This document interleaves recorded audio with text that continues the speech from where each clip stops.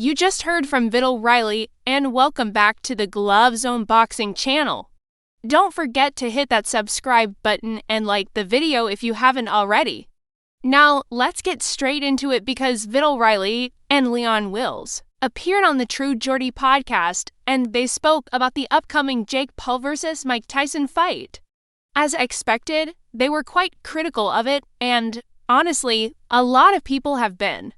But here's the thing, a lot of the people criticizing this fight don't understand what it takes to actually step in that ring. They've never been in a fight. They've never taken a body shot that takes your breath away. They've never had to cut weight, train for weeks, and mentally prepare to risk it all in front of thousands of people. So when someone like Viddal, someone who should know better, speaks the way he did on that podcast, you've got to step back and say, hold on a second. Because some of what he said, it was interesting. Some of it made you laugh, but a lot of it? It was complete nonsense. Let's start from the beginning. The first thing to dissect is what True Geordie asked him. He put this question to Viddal. If you were in Jake's position and Mike Tyson offered you a fight on Netflix at this stage of your career, would you take it? And right away, that's a ridiculous question.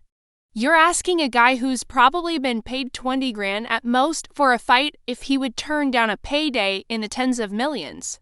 Maybe 30 million, maybe more. We don't even know the exact number, but we know it's life-changing money. So to ask that to someone who's never even sniffed a payday close to that, it's not a fair question because Viddal can't realistically answer it. He's never been in that position, and on top of that, we're talking about a guy who's been boxing since he was 5 years old. His whole life has been about boxing. Jake Paul, he picked up gloves 5 years ago. That matters. That context matters. You're asking to completely different people to give the same answer to the same question, and it doesn't work that way. Now, let's move to what Viddal actually said. He claimed he was raised better than to fight old men, and then Leon Wills, sitting next to him, tried to make a joke about opes and elderly people in the ring. Leon, listen up. You're not a comedian. No one's laughing. Stop trying to be funny when you're not. It's awkward. It kills the vibe of the conversation, and you add nothing to the discussion.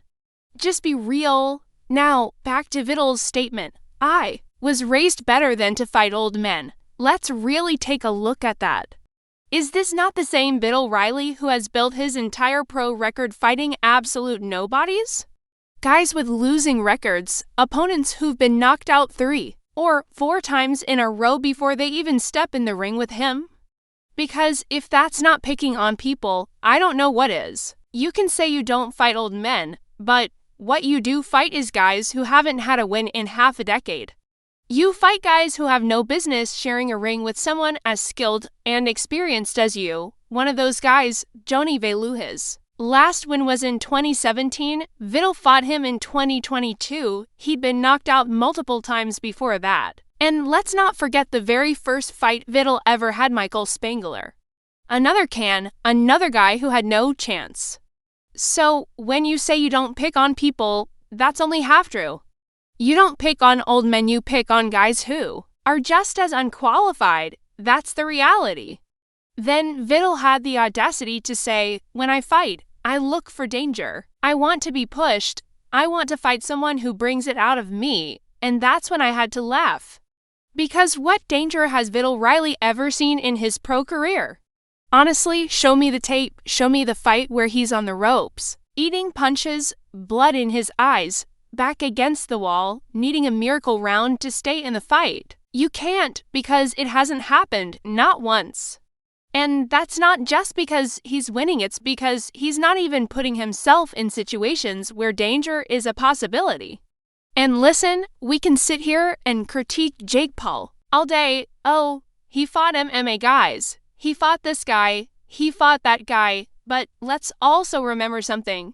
Jake's been hurt. Jake's been pushed. Jake's been sent to the ropes by Tyron Woodley. Jake's taken punches from guys with real power, Tyron, Silva, even Fury. Jake's lost rounds. Jake's been cut open. Jake's bled in that ring.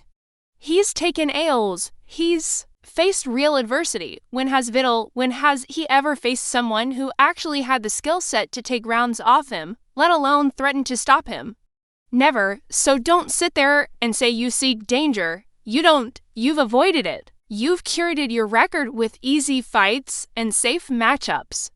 And don't even get me started on Mike Tyson. Is Mike old? Yes. Is he inactive?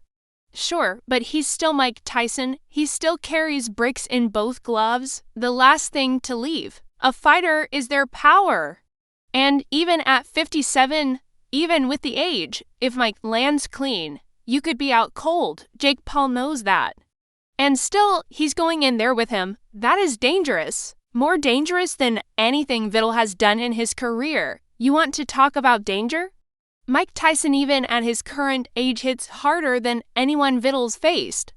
That's not an opinion, that's a fact. So let's really assess Viddal. Riley, born into boxing, decorated amateur.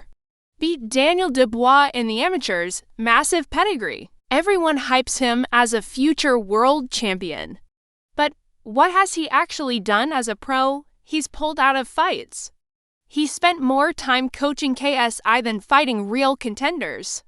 He's fought low-level guys with losing records, and his last fight, a 10-round decision over Nathan Corliss. Didn't even drop him, dominated, yes, but where's the finishing ability? Where's the statement win? Where's the danger? Because that's not it, and the real kicker?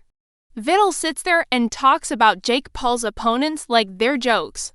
Like, Jake's not fighting anyone serious, but when you compare Jake's opponents to Viddal's, it's night and day.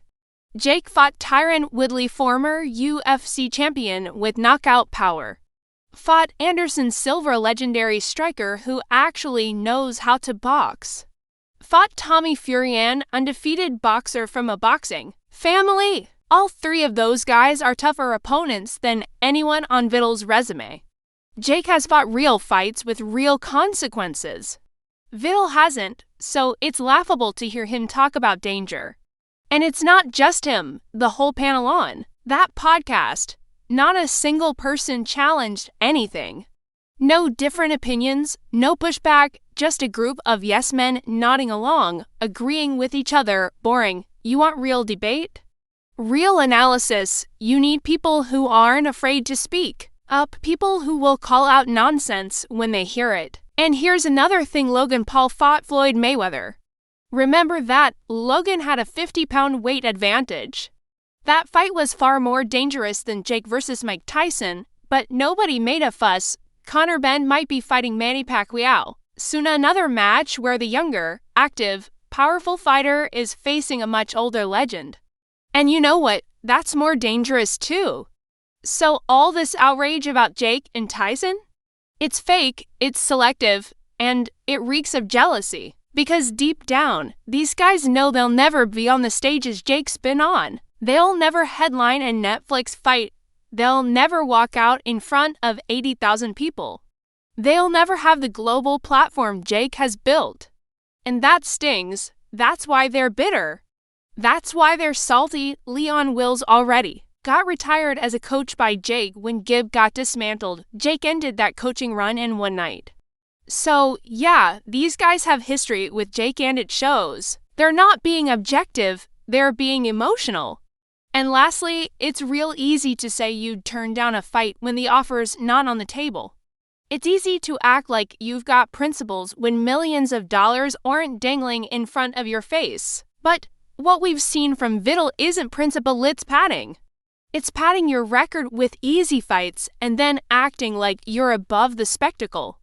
But the truth is, Jake Paul has taken harder fights than Viddal Riley. Jake's seen more danger. Jake's faced real risk. And until Viddal does the same, he needs to keep his mouth shut about Jake's career. Focus on your own path, build a legacy. Fight real competition, then you can talk.